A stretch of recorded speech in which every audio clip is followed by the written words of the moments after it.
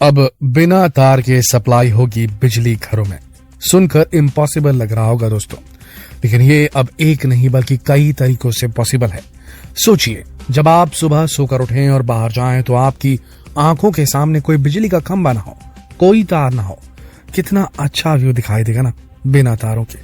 और अगर आप किसी विलेज में रहते हैं तब तो आपको बहुत ज्यादा खुशी होगी, क्योंकि गांव में खंभे पर चढ़कर बिजली ठीक करने के कारण आज तक कितनी ही मौतें हो चुकी हैं।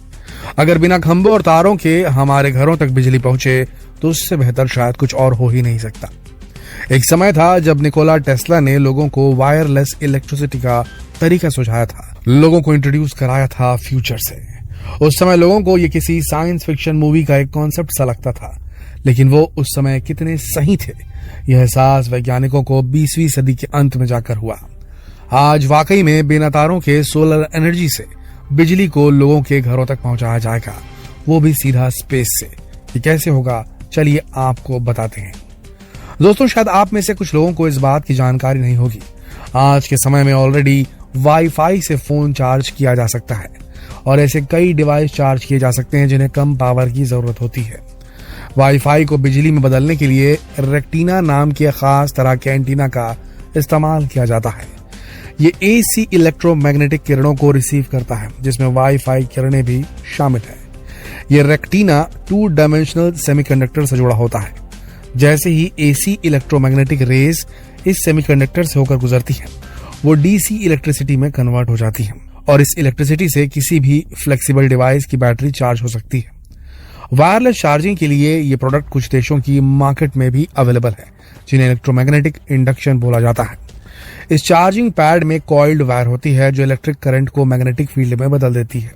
फिर आपके डिवाइस में जो एक और कॉइल्ड वायर होगी वो इस मैग्नेटिक फील्ड को रिसीव करेगी, जो दोबारा इसे इलेक्ट्रिसिटी में कन्वर्ट कर देगी और डिवाइस चार्ज हो जाएगा। लेकिन इस दौरान चार्जिंग डिवाइस और इलेक्ट्रोमैग्नेटिक इंडक्शन में बहुत कम फासला होना चाहिए, इसीलिए इससे सिचुएशन में उतना ज्यादा बदलाव नहीं आता। तो अब रिसर्चर्स ने नए तरीके ढूंढ रहे हैं जिससे ये फासला बढ़ाया जा सके। लेकिन आपको बता दें कि अब ये इलेक्ट्रिसिटी केवल छोटे मोटे डिवाइसेस तक सीमित नहीं रहेगी, बल्कि सीधा स्पेस से आपके घर तक पहुंचेगी।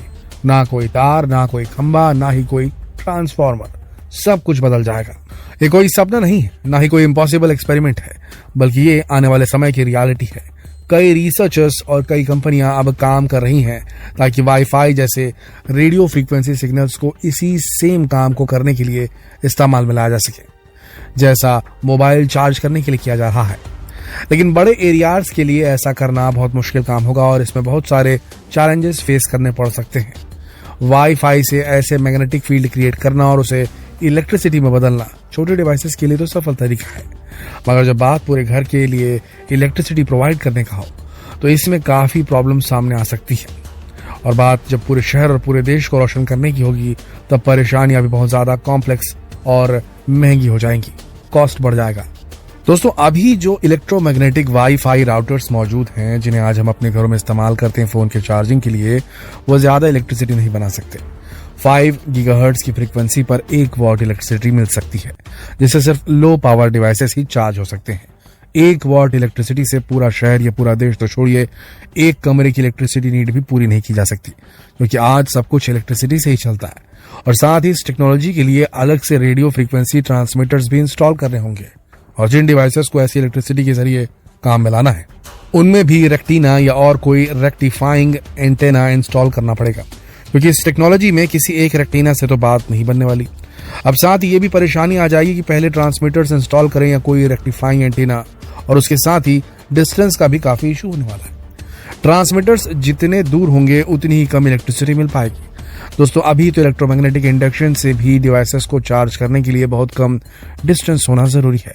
जो कंपनियां इस डिस्टेंस को बढ़ाने पर काम कर रही हैं वो अभी तक इस डिस्टेंस को केवल 15 फीट तक ही बढ़ा पाई हैं। ये डिस्टेंस भी अभी टेस्टिंग फेज में ही है, अभी तक मार्केट में नहीं है।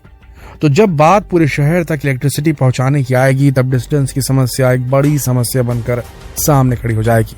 इतने सारे ट्रांसमीटर्स और एंटेना को इंस्टॉल करने में कॉस्ट भी बहुत ज्यादा आएगी, जो हर एक देश अफोर्ड नहीं कर पाएगा। अब इन चैलेंजेस से निपटने के लिए बहुत सी कंपनियां नए नए एक्सपेरिमेंट्स कर रही हैं। अब ऐसे में एक और तरीके पर बहुत सारी कंपनियां काम कर रही हैं और वो है सोलर एनर्जी से इलेक्ट्रिसिटी को इंडिविजुअल्स तक पहुंचाना। वही सोलर एनर्जी जिसे जनरेट करने के कई तरीके वैज्ञानिकों ने खोज निकाले हैं। और दोस्तों, पृथ्वी की ऑर्बिट में सैटेलाइट की मदद से इलेक्ट्रिसिटी जनरेट करना और उसे धरती पर अलग अलग जगहों तक पहुंचाना भी पॉसिबल हो गया है, बिना किसी तार के। कई दशकों से वैज्ञानिक इस पे काम में जुटे हुए थे। 1968 से नासा भी इस टेक्नोलॉजी पर काम कर रहा है। इसे स्पेस सोलर पावर सैटेलाइट बोला जाता है। इस सैटेलाइट को एक इलेक्ट्रिक पावर प्लांट की तरह डिजाइन किया गया है। ये एक विशालकाय सैटेलाइट और ये जियो स्टेशनरी अर्थ ऑर्बिट में परिक्रमा लगाएगी। दोस्तों, सोलर एनर्जी को डीसी इलेक्ट्रिसिटी में कन्वर्ट करने के 3 सेगमेंट है। कहने को तो केवल 3 चरण है, मगर इसमें और भी कई टेक्नोलॉजीज शामिल है। चलिए आपको इन 3 सेगमेंट्स के बारे में बताते हैं।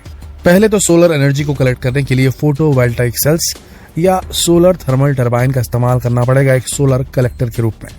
दूसरा स्टेप है डीसी टू माइक्रोवेव कन्वर्टर, जिसके लिए माइक्रोवेव ट्यूब सिस्टम या सेमीकंडक्टर सिस्टम का इस्तेमाल करना होगा। और तीसरा सेगमेंट है गाइगेंटिक एंटीना अरे।